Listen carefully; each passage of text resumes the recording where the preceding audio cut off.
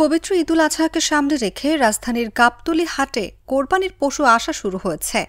এখনও বেচা কেনা সেভাবে জমে ওঠেনি।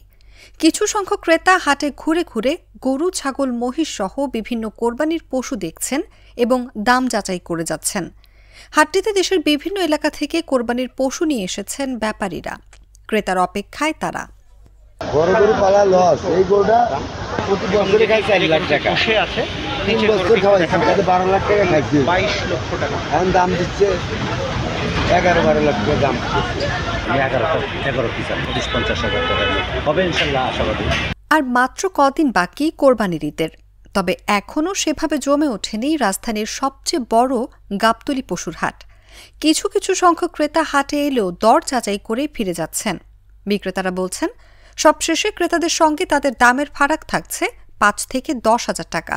আর ক্রেতাদের অভিযোগ, বিক্রেতারা ছোট গরুর দাম হাঁকছেন বেশি।